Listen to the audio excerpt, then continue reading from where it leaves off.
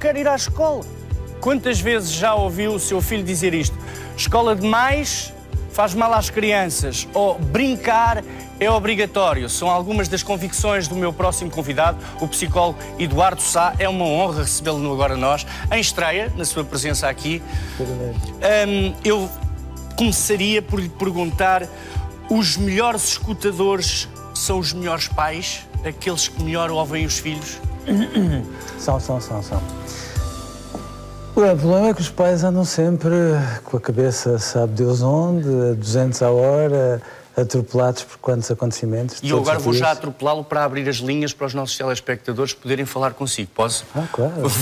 Vou aqui apelar. Se tiver qualquer questão para pôr ao Dr. Eduardo Sá, a linha aberta é o 21-794-6180. 794-6180. Já o atropelei, agora retoma a sua via. Portanto, nós escutamos com o coração. Os pais às vezes andam tão distraídos. Quem tem verdadeiramente déficits de atenção acabam por ser os pais. E, portanto, é muito difícil às vezes perceberem o que as crianças falam, sobretudo porque as crianças falam por atos, por silêncios e por omissões. E, portanto, é natural que às vezes nós não escutemos como devíamos. E é mau, porque as crianças põem lá as legendas todas. Se nós estivermos atentos, vamos lá buscá-las. As crianças são muito sensíveis e percebem tudo aquilo que a gente às vezes acha que elas não estão atentas. Elas estão atentas a tudo.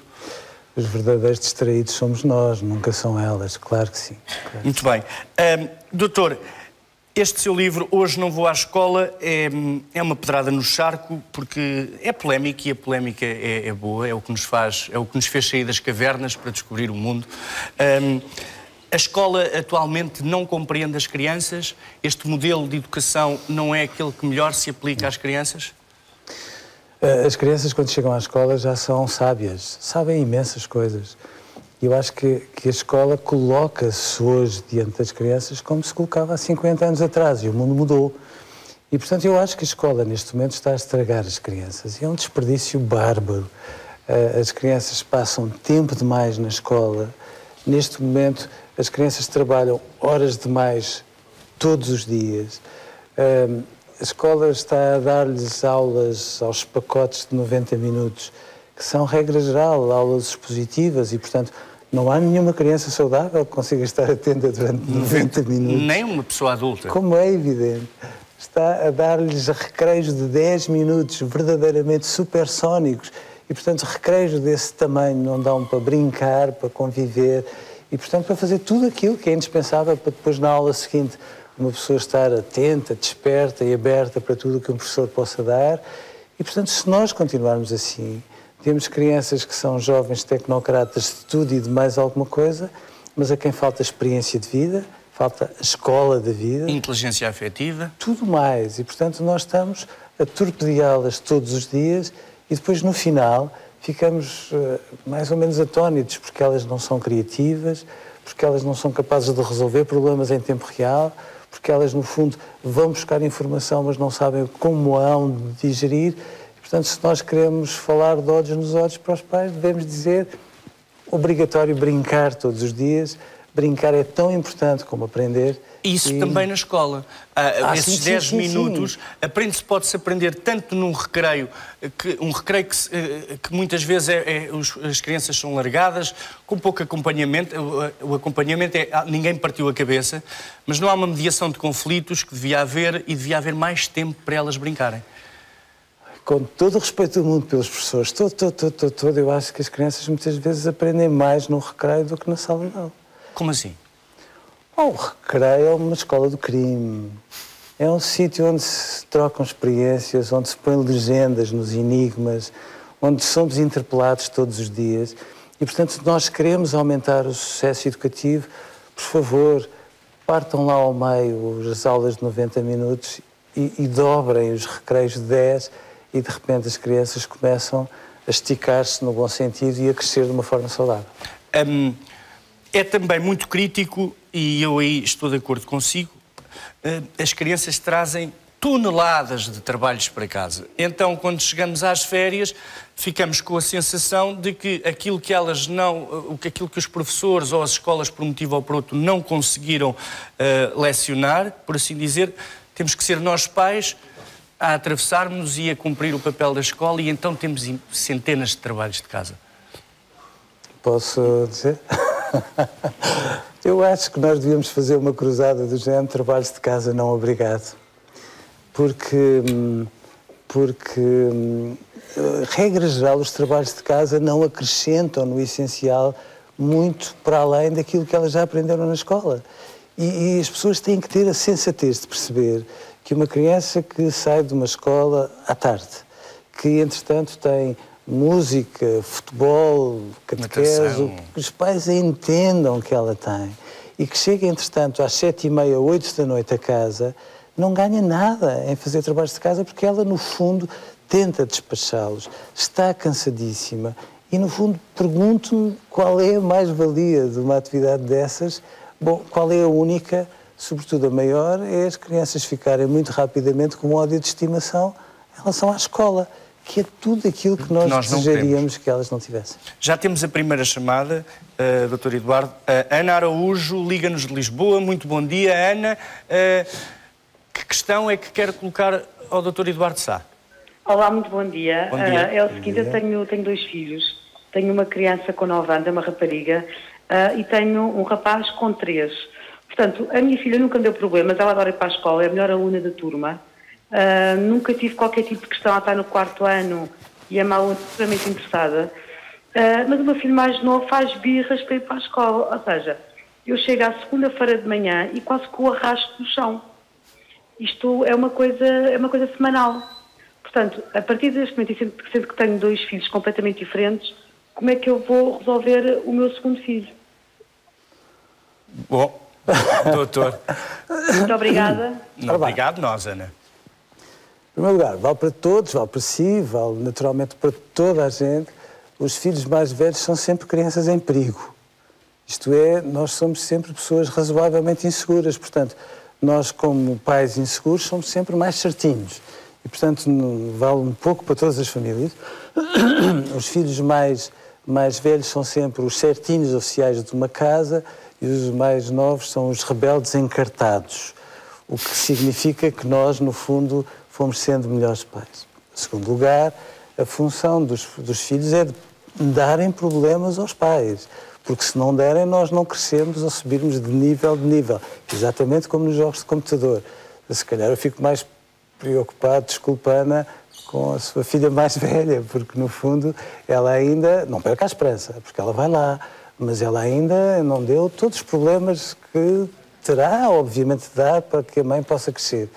E terceiro aspecto, provavelmente o mais importante, é que uma criança que tem essa animosidade em relação à escola, que está mais ou menos zangada com ela, é porque provavelmente não está a ser tão acarinhada pela escola como devia.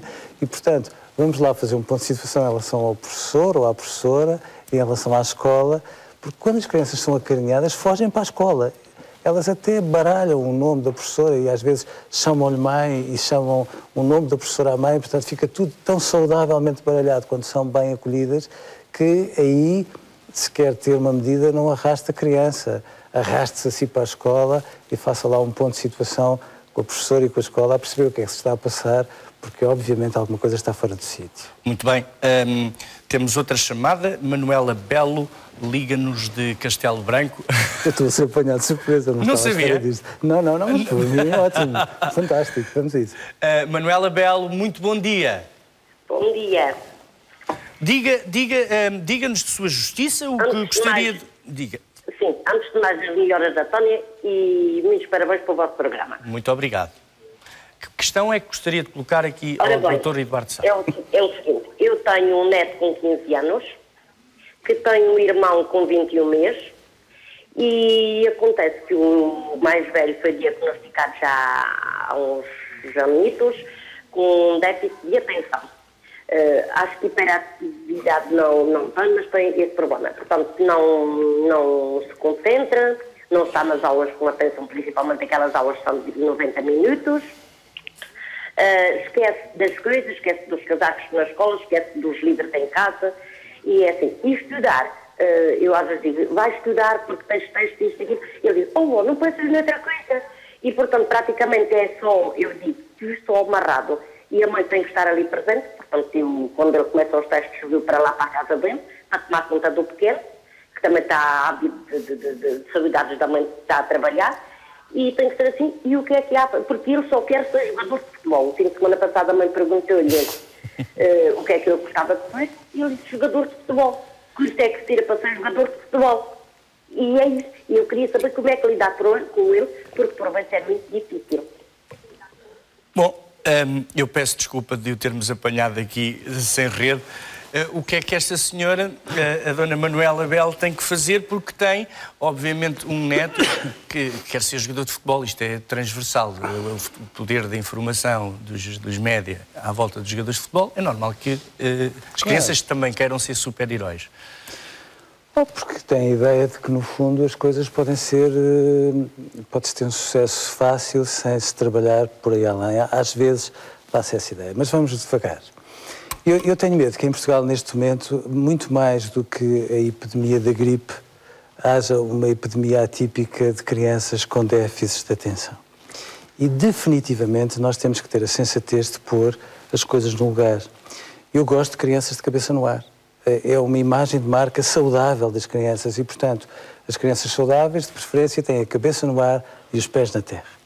Em segundo lugar, é muito bom que nós tenhamos a noção, e já vamos ao neto desta senhora, se me dá licença, é bom que nós tenhamos a noção que nem todos os professores são cativantes. Há professores, peço desculpa, um bocadinho aborrecidos, que estão zangados com a vida, estão preocupados com a vida deles, etc, etc, etc, e que, portanto, não conseguem cativar as crianças como deviam.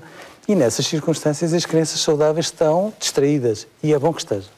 E depois a vida das crianças nem sempre é fácil, e às vezes os pais estão zangados, e isso ressente-se na sala de aula, e às vezes no recreio alguém tira-lhes as medidas e limpa-lhes o pó, e quando chegam à sala de aula eles estão lá, mas não estão lá, etc, etc, etc. E, portanto, não vale a pena nós fazermos disto uma epidemia atípica do género, porque por trás de cada criança está uma criança muito doente que precisa de andar a ser dopada com umas coisas para nós termos a ideia que está atenta quando não está lá, mas aparentemente está mais sossegada.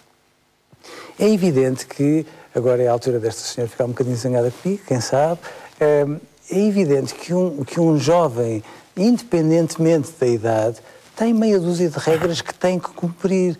Um jovem com esta idade que acha que tem uma autodeterminação e faz as coisas quando muito bem entende, precisa, antes de mais, de músculo.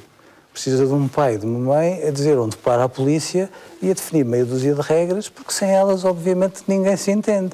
E, portanto, primeiro vamos lá pôr o músculo neste jovem e dizer assim, independentemente do que ele goste, se ele tiver meia hora de trabalhos de casa ou 40 minutos por dia, também não morre. E, portanto, dizermos trabalhos de casa não obrigado é para aqueles pacotes industriais que não lembram ao Menino Jesus. Porque se ele, no fundo, tem aulas de manhã e tem a tarde toda livre, olha-me Deus, ao fim da tarde, 30 ou 40 minutos de trabalho todos os dias é uma maneira dele se ir disciplinando. Agora, o que não é razoável é nós